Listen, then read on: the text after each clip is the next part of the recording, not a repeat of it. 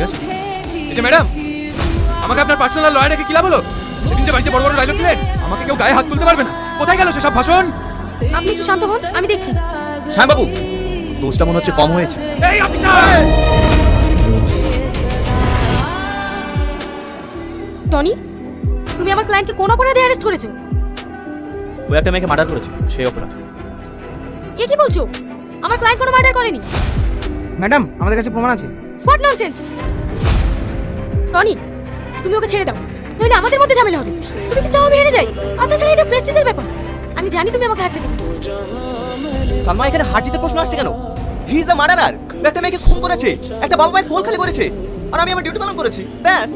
Tony, তুমি কিন্তু আস্তে আস্তে আমাদের সম্পর্কটাকে খারাপের দিকে নিয়ে যাচ্ছ। তুমি ওকে ছেড়ে দাও। হোয়াট? তুমি এসব কি বলছো?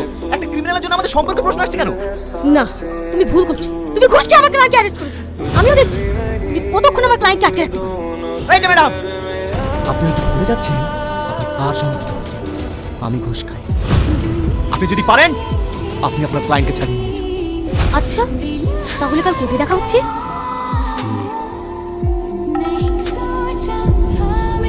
শ্যামবাবু। Yes sir. এই গায়ে হাত দিবি না। আহ! আহ! আহ! এই! আহ! মাধব রায়, আপনি আদালতের কাছে নির্ভয় বলুন, সেদিন রাতে ঠিক আপনার মেয়ের সাথে কি কি হয়েছিল? আমার মেয়ে কল সেন্টারে জব করতো। আমাদের বেঁচে থাকার ভরসা ছিল একমাত্র আমার মেয়ে। কিন্তু এই জানোয়ারটা আমার মেয়েকে শেষ করে দিয়েছে। আমি ওর প্রতি তো শাস্তি চাই। আমি ওর ফাঁসি। অবজেকশন মাই লর্ড, আমার মক্কেলকে মিথ্যা কেটে ফাঁসানো হচ্ছে। আমার মক্কেল যে আপনার মেয়েকে খুন করেছে তার কোনো প্রমাণ আছে?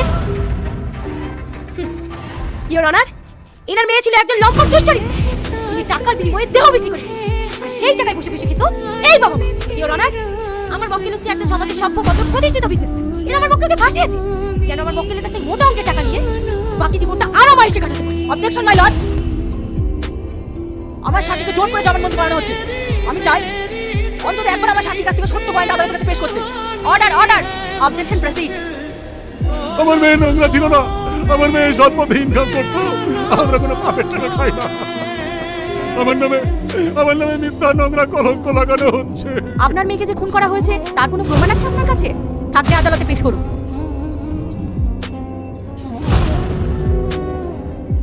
আসামি রাজের কোনো উপযুক্ত প্রমাণ না থাকায় আদালত তাকে সম্মানের সহিত বেকসুর। Excuse me madam,